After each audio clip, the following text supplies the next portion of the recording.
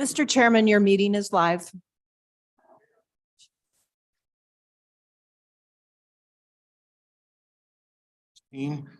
Clerk will please call the roll. Senator Anderson. Here. Senator Carew. Excuse. Senator Nethercott. Here. Senator Salzar. And Chairman Kinsky. Here. The first matter for our consideration is a re-referral on appropriation, which is House Bill 81, hospital supplemental payments, statutory fix, also often referred to as a UPL. And with that, I'll turn it over to Representative Larson. Thank you, Mr. Chairman, members of the committee. The appropriation on this is generated by an assessment to the hospitals. They're collecting from themselves and providing $3.8 million to the Department of Health to enhance our side of the Medicaid funds to capture federal funds. And that's the other half. The other $3.8 million is to be able to capture that 3.8 that's left on the table because from the upper payment limit. So we're assessing them, enhance that to where our providers can capture some of that federal money that's left on the table because of our provider rates. And then, Mr. Chairman, you will recall, this committee will recall also that we have just an FYI that each budget bill, we have a footnote in the Department of Health requiring the department to ask for authority to do this upper payment limit program, this one, because it was the first one we've done. And so we take care of that with some new language on 5s where we won't see that footnote moving forward. And so we already do UPL for hospitals, right? Who else? In nursing homes? We do hospital, Mr. Chairman, we do UPLs. The first, this one we created in 2016 for hospitals. A couple of years later, then we created one for nursing home, long-term care attached to hospitals. And then a couple of years ago, we done the one for emergency medical services that's currently being drafted. Rules are being drafted. They think that'll be implemented this year. And Representative Larson, refresh my recollection, the fund comes from, the feds will allow more for Medicaid reimbursement than we allow. And so that creates a gap, and somehow we're able to, the hospitals can put money in there and take double back out. So with CMS on the Medicare side, they say Medicare for, let's just pick a service. They'll say, we'll reimburse for this service and on Medicare, which is the federally funded insurance, at just say $100. On the Medicaid side, where the state's participating with CMS, they're saying we've still, for that same service on the Medicaid side, will only reimburse for that for $100. That'll be our maximum. That'll be the upper payment limit. But based on how much the state puts into Medicaid at our 50-50 match, we may not put enough in there to capture that whole 100. We may only have enough. It may be 75 on our side, 75 on the Fed side. So, or I mean, that's say 25 on our side, 25 on the Fed side. And so that totals 50. And that's the maximum the hospitals could get reimbursed. And so we're leaving 50 stranded there that we could get if we put in more money. So they assess themselves a fee to enhance the state side to capture that stranded federal side. Okay. Thank you. I'm not, did that math work out? 175? You captured 25, but you said we're capturing 50. Well, so if the state said we're going to put in 25 and the Fed said, okay, we'll match it. 25 and 25 is 50. Then we've left 50 up there. So then the hospitals could come in and assess another 25 to enhance the state side. Then the Feds would come up equally. And so now the Feds have matched 50. We've matched 50 with their assessment, and we get to the 100. So the hospital puts in 1 and gets back 2. Hospital actually puts in 1 and gets back a half. Yeah. And then that assessment gets redistributed back to the hospital. But yeah. So it gets back 1 and it gets it the dollar it put in, it gets back. Yeah. So it gets Yes, back 1 and yes, you're right, Mr. Chairman. Okay. Questions for Representative Larson? And as you know, we just look at the appropriation, but there's no general fund money in this. No. It's just, but we have to appropriate give the authority to use those federal funds and those special revenue funds. Okay, thank you. Questions for Representative Larson?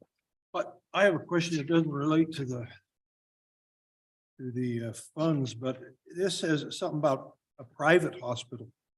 Is that all hospitals or No. a public hospital doesn't have to participate? No, Mr. Chairman, currently, this upper payment limit program is for private hospitals. And in this one, we expand it to help cover PRTF services, those psychiatric residential treatment facilities. You'll see some new language in there in the back that mentions public or private as federal law allows, but currently under this program, they only allow the private. So this bill is both PRTFs and RTFs? No, Just just PRTFs. PRTF.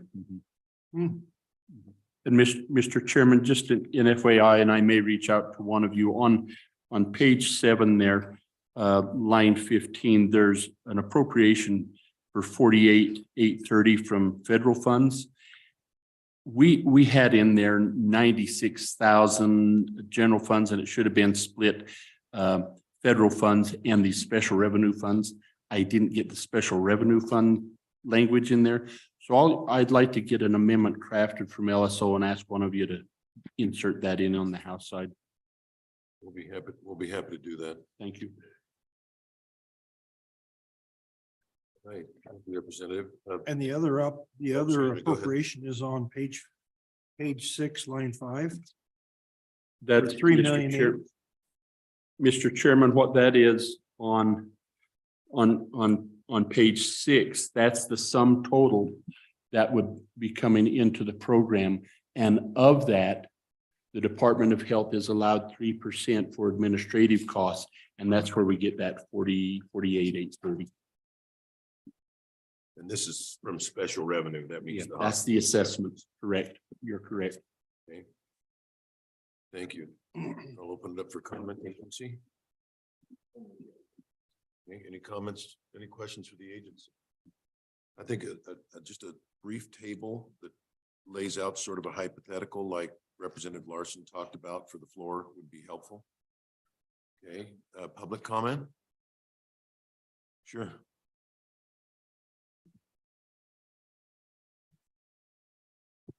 Mr. Chairman, committee members, Eric Bully with Wyoming Hospital Association. I don't want to belabor the point, but this is a really important program. Our private hospitals have agreed to do this assessment, helping our 2 PRTFs in the state. There are only 2. There's one at WBI. And there's a second one, St. Joseph's in Torrington. This will treat and help treat and take care of our adolescents. And that's specifically what this is for. Right now, we don't have enough capacity in the state. And a lot of it has to do with where we are on our reimbursement model. So our private hospitals are housing these young adults and these kids in their ER or in inpatient rooms. They're not getting the treatment that they want. And so the private hospitals have agreed to help out the 2 PRTFs through this assessment. And the reason it's attached to the private hospital UPL is because they're the ones that will actually be assessing the money to help these other 2 entities. We've spent a lot of time in both those facilities. I represent WBI. They're part of the hospital association. St. Joseph's is a standalone. I've toured both of those facilities and been touched, honestly, by the mission that they have. They provide school services, all kinds of situations where they help these young people heal. And what the hope is that we'll have less recidivism and that they'll become productive members of society as they leave those and get better. So we would just ask for your favorable consideration on this. Anything for Mr. Bully? All right, thank you. Thank you, Chairman. Further public comment? Hearing none, I'll close comments to the committee. And again, we just look at the appropriations. Yes, Senator Salazar. So my question, where is this money? It's not general fund money, right? Where is it? It's the medical, they self-assess. Right? They self-assess, they give the money to the department puts in a special revenue fund. And then the feds match it by Okay. half, and then the money goes back out to them. Okay. The most succinct description I ever heard was the the light hospital administrator in Buffalo. I said, Sandy, what is this? He says, it's just a way to pick the feds' pockets so we get a little bit more money and take care of our hospital. Other questions? All right. Any motion on moved and seconded discussion? Clerk, call the roll. Senator Anderson. Senator Guru. Senator Nethercott. Senator Salzar. And Chairman Kinsky. Aye. Thank you. Okay, we were going to pivot then to some of these joint appropriations bills. We lost Brian and Polly though. Polly. Oh, there's Brian. You're right in front of me the whole time. And you're here, Brian, on 64 or 89? Yeah, Mr. Chairman, I'm here for House Bill 89 engrossed. Just to, at your request, Mr. Chairman, walk the committee through the bill. Okay,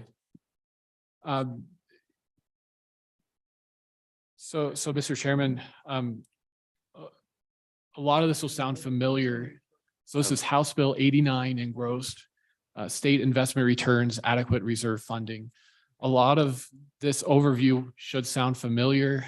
It was part of 2023 Senate File 145, a bill that I outlined for the committee several weeks ago. So this bill amends statutes for the permanent fund reserve accounts to increase the threshold at which the funds in the reserve accounts would tip or revert into the appropriate permanent funds corpus. As currently drafted, the bill transfers funds from the Legislative Stabilization Reserve account to each of the 4 reserve accounts for investment purposes, and then conditions the investment of those transferred funds on the state treasurer's office satisfying certain system requirements in terms of back office upgrades and the such. The bill also specifies that each of the 4 reserve accounts are intended to be inviolate and intended to constitute a permanent perpetual fund. And then finally, the bill draft as amended in the House establishes a spending policy for the Wildlife and Natural Resource Trust account, which is 5% of the 5-year market average, and provides for a tip from the income account to the trust account once you reach a specified percentage of the spending policy amount. So page 2, line 4, the findings. The primary difference here is that in the introduced version, the findings are at the end of the draft. They're now at the beginning. The findings are identical to those as explained in Senate File 145. So unless there are any specific questions on the findings, I'll just move on. questions on the findings? Okay. Page 6? Yep. Mr. Chairman, page 6, these are amendments to 94601. And the way this was structured is, and I'll just jump right to page 8, line 2. The changes on page 7 are simply conforming amendments. What this subsection O does in 94601 would require that FMRs that would otherwise go into the school foundation program account would go to the LSRA. And this is a repayment of the LSRA for the transfer from the LSRA to the common school permanent fund reserve account. That's one time. One time. So once that repayment is complete, that these transfers would stop. Then Mr. That's in the nature of a loan, cash flow loan, wasn't it? Well, this is a repayment of the amount transferred from the LSRA to the common school reserve account. Okay, I got you. Yeah, this uses the FMRs to repay the LSRA. Then page 8, line 20, this is the subsection dealing with the permanent Wyoming Mineral Trust Fund reserve account. The new language beginning on page 8, line 20 provides that this reserve account, except for funds that guarantee the obligations of the PMTF, investment earnings, and funds that are transferred into the corpus, the funds that are deposited into this reserve account are intended to be inviolate.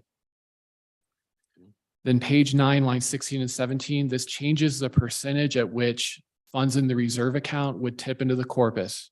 So currently, anything in excess of 150% of the spending policy amount goes to the corpus. This changes that percentage to 245%.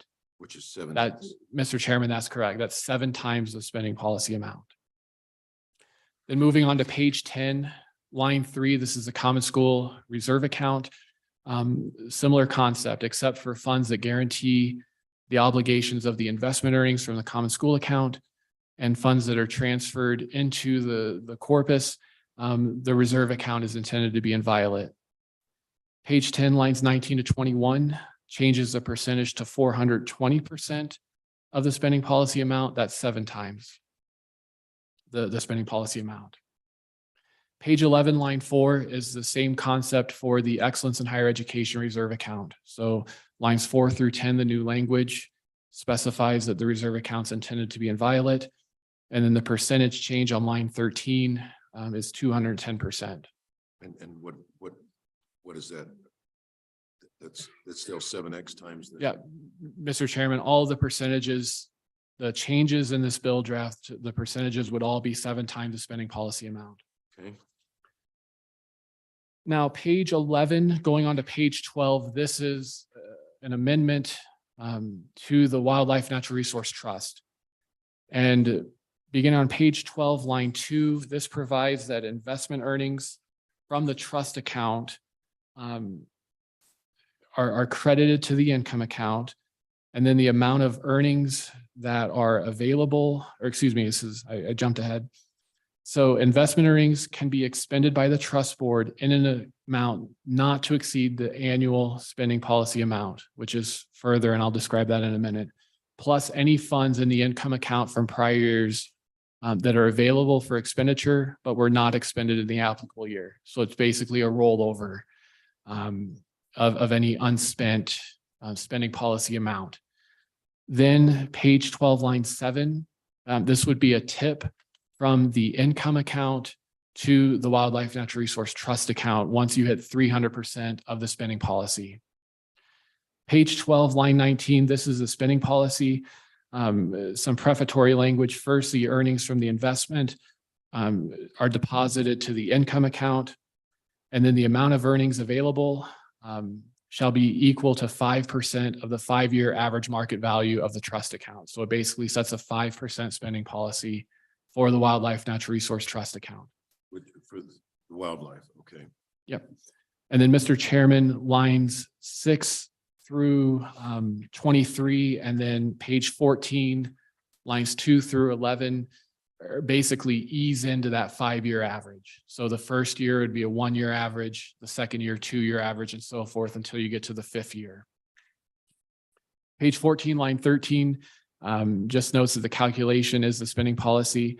And then page 14, line 16 provides that nothing in the subsections construed to limit the Wildlife and Trust Board from expending funds that are specially appropriated to the income account or that are granted or donated to the trust to be deposited in the income account. Then page 15, line 1, just provides that earnings in excess of the spending policy amount go into the income account. Page 15, line 23, this is an amendment to 16.1.111F. This concerns the loss reserve account for loans to cities and towns. It strikes a required quarterly transfer from the PMTF reserve account to the loss reserve account that's created for these loans to cities and towns. And really the key or the aim of that language is to remove an obligation of the PMTF reserve account. And remind me, had that transfer ever been used? Or the loss reserve account? Mr. Chairman, I don't recall. Mr. Chairman, Yes, please. Polly Scott, LSO Budget Fiscal. Yes, that transfer has been used in the last 2 years for the loan loss reserve account. So where would the loan loss reserve be funded now?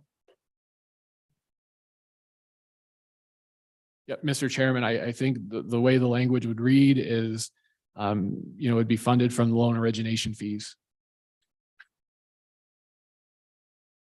Okay. Then moving on to page 16, line 23, this is the Hathaway reserve account. And moving on to the top of page 17, this is the language that makes that reserve account inviolate, except for funds to guarantee scholarship obligations and funds that would go into the Hathaway corpus. Page 17, lines 17 through 19, this changes the tip from the reserve account to the corpus. This is set up a little differently. It has a specified dollar amount. And so it changes that dollar amount and the percentage to be 7 times the spending amount. Then, Mr. Chairman, page 18, these are the transfers from the LSRA to the 4 reserve accounts. So as Which page is again, starting on 18? page 18, line 6. Okay. And this provides, so it'd be 359.1 million to the common school reserve account. Line 15 is an amendment that specifies that this amount is reduced dollar for dollar for any transfer to the common school reserve account that's in the budget bill. Page 19, line 1, it's 274.7 million to the PMTF reserve account, 4.6 million to the Hathaway reserve account, and 1.2 million to the Excellence in Higher Education reserve account. Mr. Chairman, these transfers are now contemplated. Even though it is not final, they are contemplated in the joint conference report for House Bill 1 for the budget bill. So these transfers would be on top, if enacted as drafted, those transfers would be on top of those. And these transfers would take place July 1st. So before the transfers to the reserve accounts as contemplated in House Bill 1. Okay. Then page 19, line 19, this just specifies that the transfers in this bill cannot be invested or otherwise deposited in a manner inconsistent with the way the funds were invested on July 1, 2022, until the state treasurer certifies to the Office of State Lands and Investments and the State Loan and Investment Board that investment policy statements have been adopted for these transferred amounts, and that all accounting and financial reporting systems are available and operating in a condition that allows fully compliant accounting and reporting on the investment and handling of these funds. And then the State Loan and Investment Board, once they receive that certification, they would provide written notice to the treasurer's office that the office can begin investing these transferred funds in accordance with those investment policy Okay, statements. so let me catch up a little bit. Page 18. Line 8A, on the effective date of this act, the state auditor shall transfer. Yep. So those are the Page transfers. 19, Line 19. Amounts transferred pursuant to A shall be deposited in the reserve accounts and shall not be invested or otherwise deposited in a manner inconsistent with the way they're being invested now until, and now we go through the conditions. Yep, that's correct, Mr. Chairman. Then STO has to certify. Okay, and then SLIB. Okay, gotcha. And then, Mr. Chairman, page 21, section 4 is just an intent statement of the legislature that an appropriation from the expenditure account to the Department of Education not be paid from the expenditure account in the subsequent and any following fiscal biennium. Brian, that wasn't in what originally, was that added by the House? That's not what came out of. Mr. Chairman, I believe this was in the introduced version. Okay. And I'm not sure if this is something budget fiscal I believe this may have been something they identified. Okay. All right. And with that, Mr. Chairman, that's the bill. We And have some amendments. Why don't you walk us through some amendments, because that simplifies the bill in a lot of Okay. ways. And Mr. Chairman, members, do you have these 2 amendments? Yes, yes. Okay. So I will start. This is Prop House Bill 89 S-2201. What this amendment does in summary is delete the changes that are made for the Wildlife and Natural Resource Trust account. So that's the entirety of that amendment. Then S-2202. And one thing about that, Brian, the reason that's important, I mean, ordinarily, why would you care? But they amended the bill title. That was not contemplated in the original bill. Mr. Chairman, the amendment did add on page 1, lines, I think 6 and 7 and 8 and 9, language about the Wildlife Natural Resource Trust account in the bill title. Okay. And then, Mr. Chairman, S 2202 for House Bill 89. This amendment deletes the transfers in the bill draft. And it also makes conforming amendments to the bill title. It makes conforming amendments to the findings. It also deletes all of the amendments to 94601. In the budget bill, the transfers to the Common School Reserve account are not coming from the LSRA. So there's no need for this repayment mechanism that's present in House Bill 89. And remind me what page the repayment was. That That was on was- page 8 at the top. Yeah, Mr. Chairman, that was page 6, 7, and 8.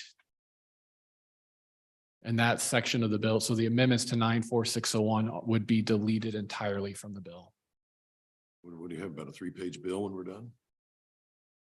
It's going to be considerably shorter. Okay. Transfer is unnecessary because the deposits to the RA are from school funds, not the LISRA. Mr. Chairman, the amendment to 94601 is not necessary because of the reason you just said.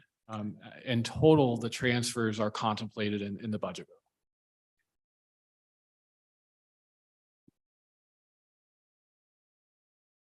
Well, this, for those of us on Cap Finance, Cap Fin, this represents the culmination of one heck of a lot of work. Questions for Brian? Okay. Mr. Chairman, that one line says, page, what was it?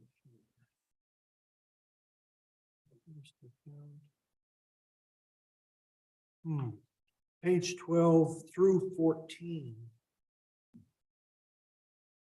Oh, is that 12? Not just through line 14, but page 14. Oh my gosh. Yeah, Mr. Chairman, that's all 3 pages that would be Oh, deleted. Okay.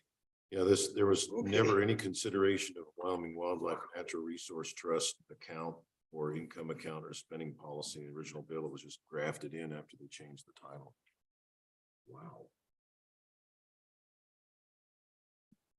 And I don't quite understand why. That did a lot of it. Okay, questions for Brian? You had a walkthrough. You were reading from a walkthrough, were you? Yeah, Mr. Chairman, those are just my own notes. Well, they'd be appreciated. Yeah, Mr. Chairman, they're not in a form that would be easily shareable. Okay. Thanks, Brian. Stand by. Open it up for agency comment. Mr. Fleming.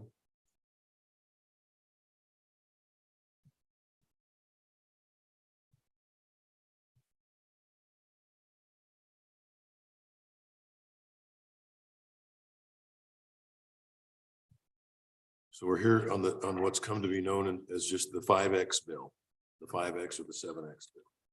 Welcome. Mr. Chairman, Patrick Fleming, CIO for the Treasurer's Office.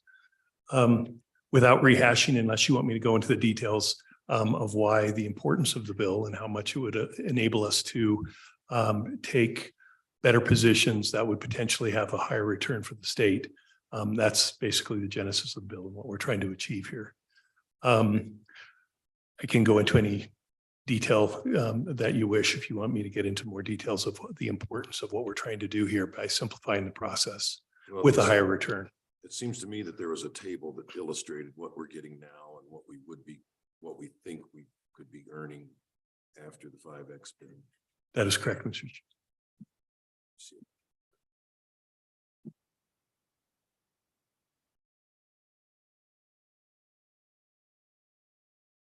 Mr. Chairman, we didn't go through proposition number 2, I guess. Huh? No, he went through 2. That was cutting out all the transfers. Okay, as luck would have it, I don't have that table. Well, Mr. Chairman, I could just go briefly for those of the members that are not on Capital Finance Committee. But as you mentioned, this was over years' work, numerous meetings, subcommittee meetings. And the main thing that we're trying to do is not only simplify the process, but because of the structure of the funds, we have 15 different funds and each one of them has its own asset allocation. No one else does that. Everyone has one big fund with subcomponents. The reason that we do that is the spending policies. So for instance, Common School has a 5% mandatory spend. With that 5% mandatory spend, it is a 5-year rolling average, et cetera. But our constitutionally defined definition of income is interest income, dividends, and realized capital gains. So we might have a 20% return in the fund, but we might only be able to spend 1% of it if that's what that income was derived from. So what happens is, in Common School, for instance, we need to have an asset allocation to try and derive that 5% mandatory spend. By doing that, it causes lower performance than what we deem a total rate of return fund, or for instance, the PMTF. So if you take the difference between, if we could take all these funds and have the same asset allocation as a permanent mineral trust fund, we would have earned over $350 million additional income over the last 5 years. Additionally, because the reserve accounts are only about 1.5 times the spend that is needed, that those funds cannot have the same allocation as a total return. We have to have those in cash. It's like a spending account, if you will, a checking account. By doing this, by increasing those, we could then take the reserve accounts and also put them into the total return, which would increase another, 160-70 million over the last 5 years. And I just used the last 5 years just because it was easy. You could take any time that you want. The bottom line is I feel very confident that a total return fund will outperform cash. That's really what we're talking about. So being able to use that money to grow the 360 plus whatever equals $513 million that we left on the table by not having high enough reserve accounts that would enable us to put all the funds in a total rate of return type of scenario. So what we're looking to do is, if we could enhance the reserve accounts to be a size that would be sufficient to support a 5% spend and a 3.75% spend in the PMDF and Common School. I'm only focusing on those because that's the two big ones. Then that would enable us to, 1, have a higher return, 2, simplify the process and make our lives easier and hopefully have more money for the state. So it's approximately, over the last 5 years, we've left over $100 million in I've got 350 opportunistic. plus 170. 350 plus 170. Brian, I know this is not your bailiwick, but there were 2 different exhibits that illustrated this, one for the permanent funds and one for the, Don can get those to you. We're going to want those for the floor. Senator Guru. Thank you, Mr. Chairman. Mr. Fleming, you said it would be prudent, or I'm paraphrasing, prudent to have all our funds in these total return accounts. It would be the best thing to do. Is that what I just heard you say? Mr. Chairman, Senator, what I'm saying is that from the highest risk-adjusted return from what we're trying to do, that would be the optimal, historically a better strategy than what we're doing now. It's kind of a quasi endowment structure, if you will. And historically, endowments have earned about 3% more than what we've earned because of their flexibility and what they're able to do. Okay, follow up. Please. So just following along that train of thought, and while it's not the biggest account there is, we've got an amendment to take a wildlife trust fund out. Wouldn't it be better to have it in? I mean, from a total return standpoint? Mr. Chairman, Senator, there's a couple issues with that. The Wildlife Resource Trust Fund is included in Pool A. And so Pool A, it has its own asset allocation. And so one thing that the amendment does is that it has the spending policy, but I didn't see or don't understand there's not a reserve account. So to have that spending policy, if you have a 5% spend and you don't hit that 5% spend, then you're able to pull money out of your reserve account to fulfill that spend. So in this instance, if you don't hit that spending policy without a reserve account, I'm a little bit confused. I mean, obviously you wouldn't have the money, the funds inviolate. So from an asset allocation perspective, when I would look at that, if it was passed, I would say, hey, we really need to want to have a 5% for sure on this. And what that would do would cause us to have a different asset allocation to achieve that goal. In the structure of the fund, we can't do that as it stands. Follow up? Please. Okay, so what I just heard you say is that, yes, we should take it out now, but then maybe that's something we could contemplate in a future amendment in this legislation, set up that, and then we could take advantage of that. True? Mr. Chairman, Senator, or if you added a reserve account now to it, that would enable us to do the same thing that we're doing with Common School and the others. Then that would help to be able to, on the fluctuations in a spend, and we try to fulfill that spend just the same as Common School. Thank you, Mr. Chairman. Other questions for Patrick? Patrick, I found the table. This is a table that was revised that shows increase in returns, but it's significantly less dollars than you were telling us about just now. So I want to make sure that we're talking about. Presented to us a couple of months ago that showed the kind of numbers you just mentioned, 350. Mr. Chairman, Please. Polly Scott, LSO Budget Fiscal. Yes, at the beginning of the interim study, the Treasurer's Office provided estimates with the backward-looking information as to how much would have been earned if this strategy had been implemented for the last 5 years. And that information is actually captured in the legislative findings in the bill. When it came time for the fiscal note, the Treasurer's Office provided a forward-looking number of future expected long-term rate of return for permanent funds of 5%. And so the table that you are referencing is using that 5%.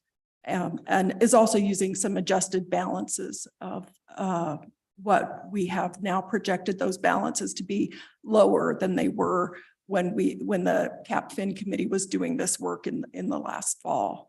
So that's the reason for the lower estimated impact. Also, the timing of the deposits is going to be a little bit different than the CapFin committee contemplated as well. And so likely the impact of this would be not in this biennium, but in the next 25-26 biennium. Okay, so there's two backward-looking charts here, one for the reserve accounts and one for the permanent accounts on the TRR. So we're going to want these two for the floor as well as this revision. So the two backward-looking ones and then the one. So on the one looking forward, you got a little more conservative on the investment returns because prior performance is not a predictor of future returns. Mr. Chairman, that's absolutely correct. And that's why when I preface conversation about the 5-year return, the vast difference right now is we're at 4.75% Fed funds rate.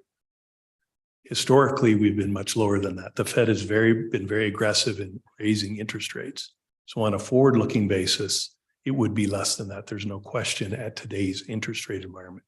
If you think rates, the front end of the curve is going to stay inverted like we are right now, then the savings would be much less than what we're looking at. But that is an anomaly. 1980s, that was true for an extended period. But we don't believe that over the next 10 years, we will have this 21.36% in Fed funds like we did in the 80s. But you're investing in more than just Fed funds. So the fact that the Fed fund rate is up to 4%, I don't understand why that would impair the performance of the portfolio overall. Mr. Chairman, the difference is, remember when I was saying in the state agency pool, that's where the reserve accounts are housed right now. Okay. So that is in cash, basically. That's your checking account. And, checking accounts now are very nice, has a very nice return. Thank you. Questions for Mr. Fleming? questions, for Mr. Fleming? Matt? Chairman Matt Sackett with the Treasurer's Office. Deputy Williams did point out, I don't know where the wildlife trust might go, but if you do decide to keep it and change with the reserve account, there is a statutory language that puts it in pool A, so that would need to be amended as well. Okay, And Mr. Chairman, might I add, that would add another account to our fund, and we're trying to simplify the process as well. all right. Anything else for these folks from this STO? All right, thank you. Any further agency comment? Further agency comment. How about public comment? Any public comment? I'll close comment and it's to the committee.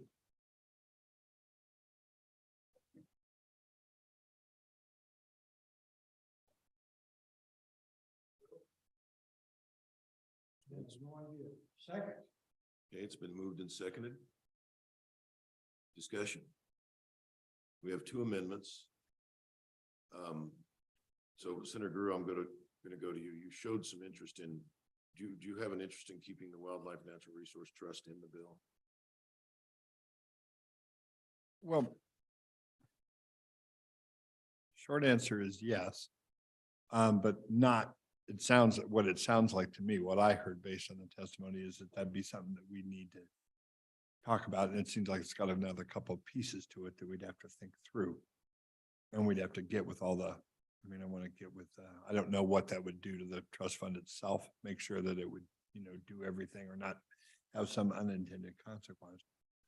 But sounds like it would need a couple of more amendments that I don't know if I want to contemplate this afternoon. So, sounds like an interim fix to me, at least at this blush, unless you've got something.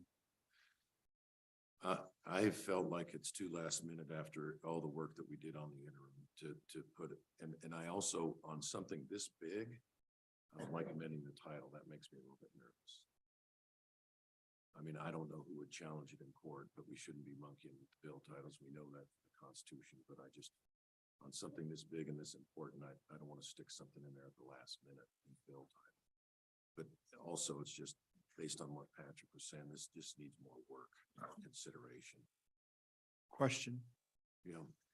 Did you hear from our counterparts on the House side about this, about what their thought process was? No.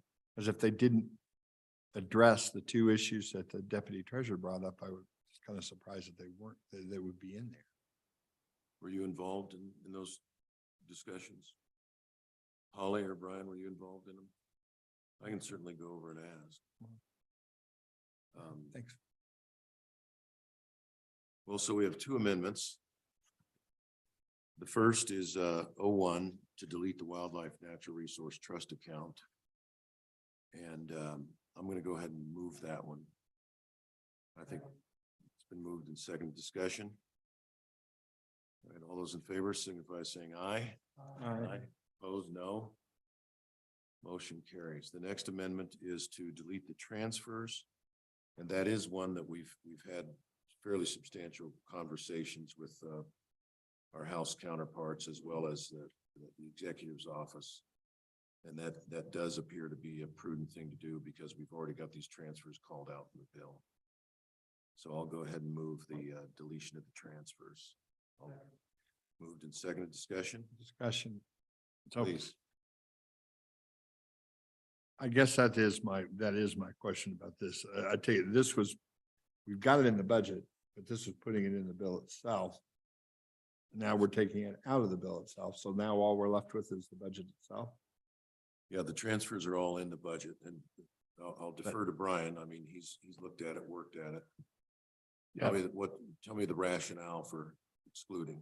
So Mr. Chairman, Senator Grew, in short, it would be two transfers to the 4 reserve accounts. What this bill would do different than the budget, the JCC for the budget sets up a preference or a priority basically for the transfers from the LSRA.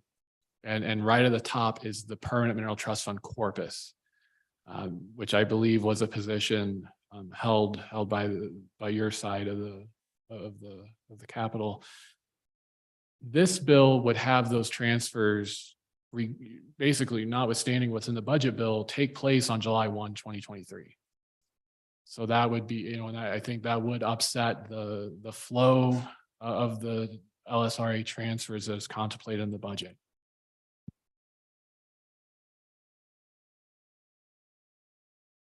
Follow up, Senator Groom. Senator Anderson? Mr. Chairman, do we want to do another engrossed bill with these changes? There's a lot of changes here. Yeah, it'll look It like really that. does make a lot simpler bill out of it. I don't know how we do that. Is that a yellow copy? Well, I can't remember what the rules are on substitute bills. I think it takes an act of Congress or a legislature to get a substitute bill. We do have limits on substitute bills, though. So Mr. Chairman, I think generally you bring the substitute bill to the committee for the committee to see and vote on. So I think that's probably something that should have been contemplated maybe before the meeting.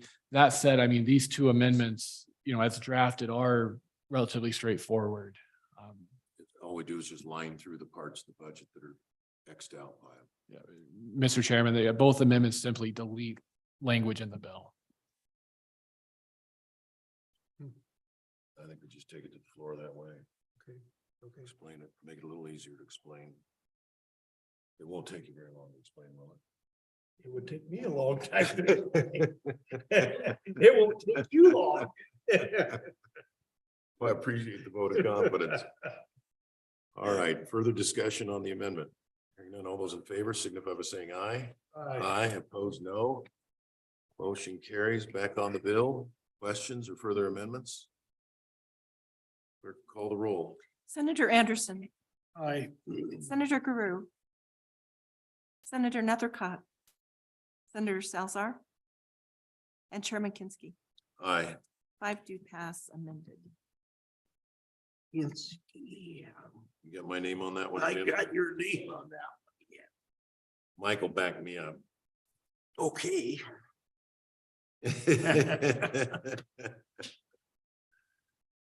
Okay, Brian, will you do a markup of the bill? I need those 3 tables and a markup of the bill. Okay, thank you. Let's see, what was next? 64. Holly, you're on.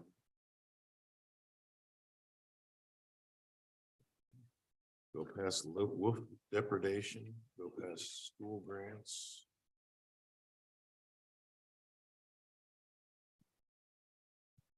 Okay, we are on HB 64. Legislative Stabilization Reserve Account obligations.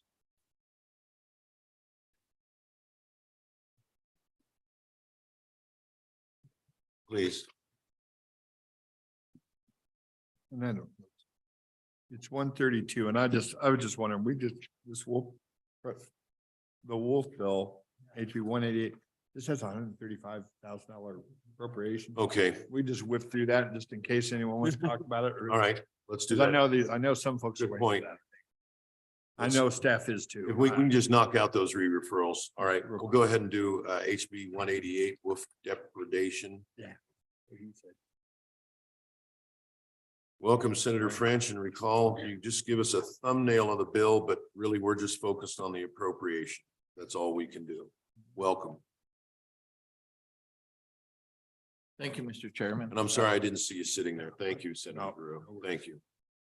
Is it all right to sit here? Yeah, no, I didn't see you over there. We try to move our colleagues through. Oh, okay. All right. Yeah, I was hiding in the back. Okay. Mr. Chairman, committee, this is pretty simple. It just, it's compensation for wolf depredation in the predator zone. So it's pretty simple. We changed a couple things as it come before us. Page 914, right at the start, anywhere it mentions a date of 2026, we amended that to 2028. So it would be a 5-year period. So through the bill, we changed that. Page 2, line 10. We changed contracts to agreements. Okay. And then you'll see again on, excuse me, page 3, line 13, the date changed to 2028. Line 17, same thing, 2028. It's pretty simple. There was testimony before us that I believe it was last year. The payout for the depredation was $22,270 damage claims that were paid out. And a few years before that, 22,465. And I don't remember what exact year that was. Apparently in the past, when the wolves were listed as endangered, there was a program that would pay people. And then when they were delisted, that program went away. And then it come back and then it went away. And now we're in a situation where, you know, the wolves are expanding. They used to just be in my part of the world. They were introduced in my county up in Yellowstone. And Lucky you. pardon? Lucky you. Oh, we've been very fortunate since. Then once the law changed to where that was trophy, and outside of that boundary was predator to where you could shoot them on site. If they brought down some livestock, you weren't compensated. So this just merely stands that program back up to where if somebody suffers a loss, they can apply for compensation. And there's a, excuse me, sir, Mr. Chairman.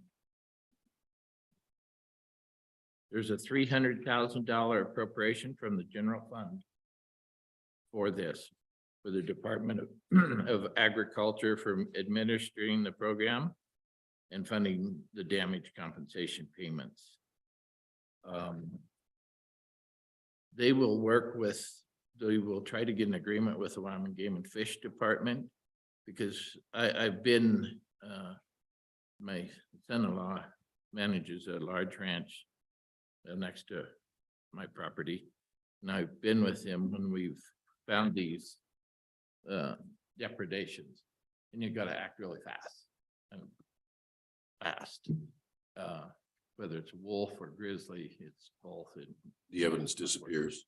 It disappears in no time because if the game and fish can't get on it immediately within less than a day, really, the eagles come in, ravens, coyotes, wolf, every predator known to mankind, and then they can't prove that, okay, that wolf did this in my country, the grizzly. But this is strictly for outside of the trophy game area.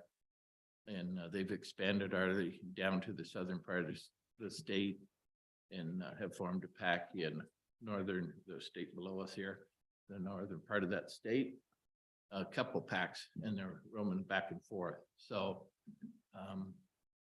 they're expanding, so the potential for more depredation is there. So Senator, the original appropriation was 135,000. It was amended in the House side, I presume the House Ag, to 300. What accounted for the increase? There was really no firm explanation for that. I think it was for the number of years involved and the fact that there was $22,270 worth of claims last year and the potential for more claims. There wasn't much testimony Okay, on that part of it. thank you. Questions for Senator? There you go, Senator. The question too was that fiscal note said something different than what's in the bill, but that 300,000 is for 4 years, I'm assuming, 5 years. It said They changed it to 5 years. 23 to 26. Right, Mr. Chairman, Senator Anderson, we changed that. All those dates from 2020 twenty-six to 2028. Oh, That's a 5 So year. that appropriation is for a full 5 years. Coming this June, so 5 years in a few months' time. Please, Senator Salazar. Yeah, the first bill that I passed when I was in the other chamber was the bill that you're talking about, which was compensation for loss. And, but I think we had a sunset on it. So I'm glad you're bringing this back up. It's a good program and it helps folks. So. And they, you know, this also has a sunset date. It's for 5 years. And they did not expire, well, originally 3 years, and we changed it to the 5. And there was no testimony as to why that 3-year time frame for that type of money. And we changed it out to 5 years to lessen the impact of that. So. Okay. Questions for Senator French? Questions? Thank you, Senator. Stand by. We'll see if there's anything comes up that we may need you. Thank you, Mr. Chairman. Agency comment? Is there any agency comment? Any public comment? Jim? Welcome. Thank you, Mr. Chairman. Haven't seen much of you this session. You've been fortunate. Just 2 quick points to clarify this. In the trophy area, the compensation is all paid by the Game and Fish. So there's no general fund monies involved in that area where the major portion of the predation occurs. In the rest of the state, when wolves were delisted and Wyoming developed its plan, as an industry, we took the position as long as we could kill the wolves on site as a predator, that we weren't seeking any compensation. And previously, the only time the legislation has provided compensation is during the 2 periods when wolves were relisted for a period of time. And as soon as they were delisted again, that compensation ceased. The justification here, I believe, is that because of those 2 periods of relisting, wolves were allowed to expand and grow in population more than we had envisioned. And that's had a greater impact because we haven't been able to keep up through removing wolves in the predator area. So this is provide some help, hoping over this period of time, we can catch up again. This has been particularly onerous on the sheep industry, less so on cattle, but the hope is here that by having this period of time with some compensation, and this is only for the actual animals that are damaged or killed. It's not on a formula like in the trophy area where we get paid on various formulas. This is a single payment for the actual damage, and that will help us get to that point that hopefully we'll have gotten back at a control level where we can go back to the original proposal of no compensation and just ability to remove wolves. With that, Mr. Chairman, I'd be happy to entertain any questions. Questions for Mr. McGagnon? Senator Anderson? Yes, Mr. Chairman, thank you. In previous testimony, we heard about wolves and bears, but this only covers wolves. Is that correct? Mr. Chairman, Senator Anderson, that's correct. This is only as to wolves. Bears, grizzly bears, again, are covered in the area of the state where most of the predation is occurring. Won't say there isn't any outside of that area, but it hasn't reached a proportion outside of the area where the bears are protected to cause us to be seeking any compensation at this point in time. Okay, anything else for Mr. McGagnon? Thanks, Jim. Thank Good you, to see Mr. Chairman. Thank you. Further public comment? Further comment? Closing comment? It's to the committee. Been moved and second discussion. Hearing none, clerk will call the roll. Senator Anderson. Aye. Senator Guru. Senator Nethercott. Senator Salzar. And Chairman Kinsky. Aye. Okay. That one, you know what? I don't think we're gonna be able to knock this Lizra out. Let's hand the rest of these so that we can get them out to the floor.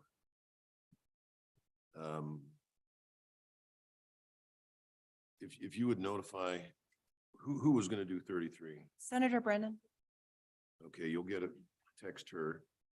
School finance, career, technical education grants was joint ed.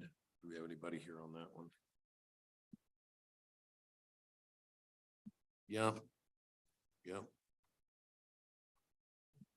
Well, we noticed them all. And who was gonna come up and talk on?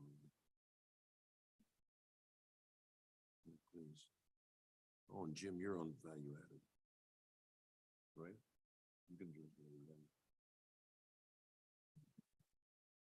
Welcome, Jesse. Mr. Chairman, I'm Jessie Defoe with Wyoming Association of Career and Technical Education. Linda Finnerty with the Department of Education. Welcome to both of you. Thank you for having us today. We're here just to answer any questions that you have with House Bill 33. Yesterday, we already went through Senate Education and reviewed the importance of funding like this for our CTE programs. We know that the average rate of our current Wyoming students is 81.8%, that CTE graduation rates are 96.5%. We know that in-demand industries, 77% of those employers report hiring their employees because of their CTE experience and skills. And we're also facing a tremendous deficit in our skilled workforce. So while I know conversations are really tough about budgets right now, we know that this is an investment in our youth and in our community, and where consumables are at an all-time high, that's what these grant dollars address, are those consumables for projects. Mr. Chairman, members of the committee. Please. I just wanted to bring Superintendent Dagenfelder's support for this bill, along with the amendment to remove the match for the districts. So there's a kicker in here that dealing with the block grant. Welcome, Senator Brennan. We just started. Grab a seat and just. So as you know, Senator Brennan, we only deal with the appropriation. So we ask just for sort of a thumbnail sketch of the bill, and then we look at the appropriation. So just a brief highlight of the bill. Thank you, Mr. Chairman, members of the board. So House Bill 33, School Finance Career Technical Education Grants. This just allows for grants to be given from the Department of Education for those career and technical education opportunities. And the appropriation on that is in section 3, which is page 6. Lines 7 and 8, and it's $250,000. Hey, how did you come up with that number? Out of curiosity, or maybe you didn't. I didn't come up with that number, so I don't know how that number was ended up in Not there. every district is eligible for this. I can answer some of those questions. To my understanding, this restores funding that was cut in 2021 for these grants specifically. And then not all districts can receive these grants if they already have, I believe it's WS 21-12-105. If they already have a demonstration grant going, then they would not be able to apply for these. Also, there is an incentive that hopefully they are using their 29% towards CTE programs. And those are, of course, going to try to be given some preference, but really this is a way to get dollars quickly to a lot of districts who need help for projects right now. Okay. Thank you. Questions for the panel? Senator Salazar. Yeah, well, do you have a list of those districts? I can provide that to you. I don't have it right on hand, but I could. Okay, further for the panel? All right, thank you. Thank you, Senator Brennan. I keep wanting to say Evan. And we've already had department comment. I'll open it up to, and you're public, right? I'll open it. Any further comment from departmental or public? Hearing none, I'll close comment. It's to the committee.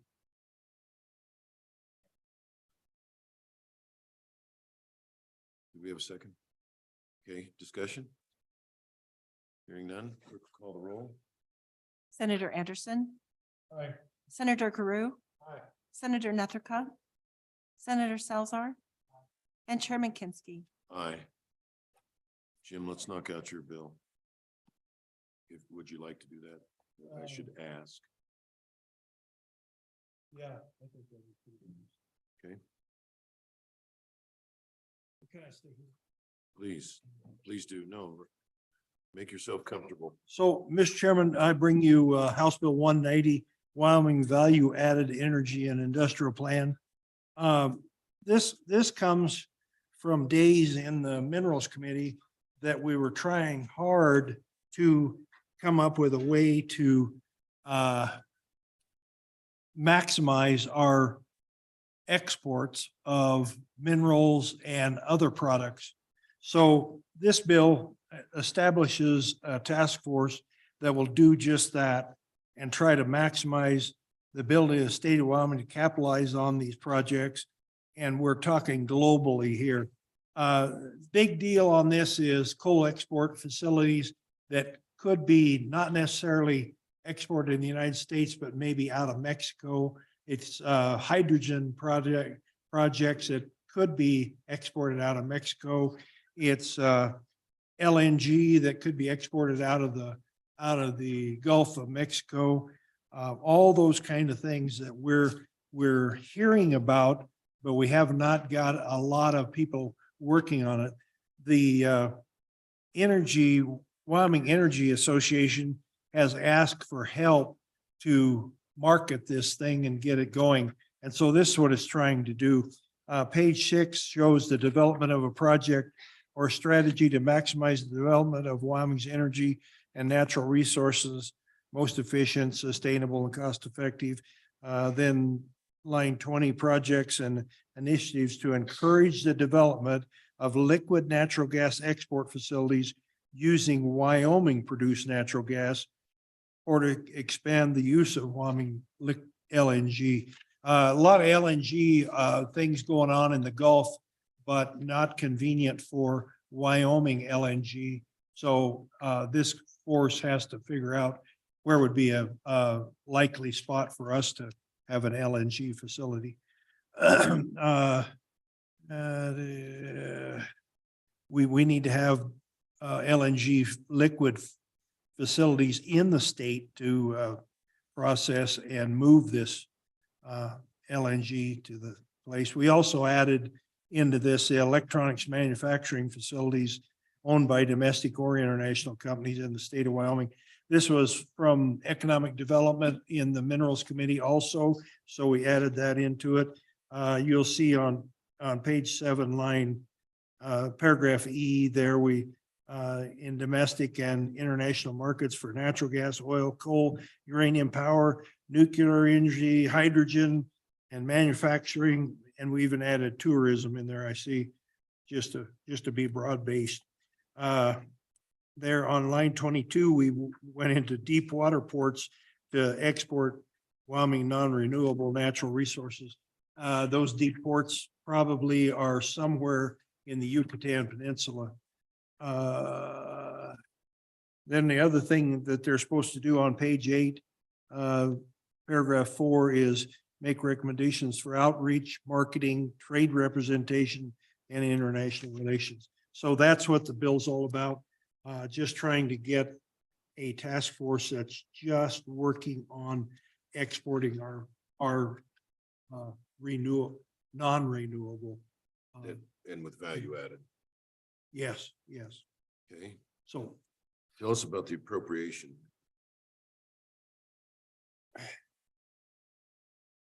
what was the appropriation? Couldn't have been much. Well, fiscal. $100,000 to set the thing up is all that is. And then There's another 3.2 million. I don't know what that is. Yeah. from the unexpended, unobligated Unexpended. funds appropriated in 2022 Wyoming session laws, Hmm. section 325. Who's got 325 memorized? Is that the large project fund? You're picking the governor's pockets. Yeah, sounds like it. I don't know. This whole Okay. thing wasn't in there when I saw it, but I see who's on the House side, so yeah, they know where to pick up that money. Questions for Senator Anderson? Questions? When you take it up to the floor, maybe you can describe this Alberta Canada project that you saw. It sounds quite exciting. Mr. Chairman, I do have a question. Senator Grew. Just asking here because I don't know. That's usually where I come from. Energy Authority. Aren't they doing this? Huh? Isn't the Energy Authority doing this already? I mean, They're one we're- of the ones that said they needed some help doing this. Yes, they'd like to pursue this. They just don't have enough people and manpower to do it. Okay. Senator Salazar? Go ahead. Okay, anything further for Senator Anderson? Agency comment? Public comment? Closing comment? Nope. Closing comment is to the committee. Did you want to move the bill? Yeah, I want to move the bill. Move the bill. Second. Been moved and seconded. Discussion. Yes, Linda. Mr. Chairman, I don't mean to interrupt, but on page 15, it seems that the small VI is a duplicate on page 14. It's repeated twice. So on page 14, line 22, number 6, $1 million. It's also repeated, same section is repeated on page 15, line 4.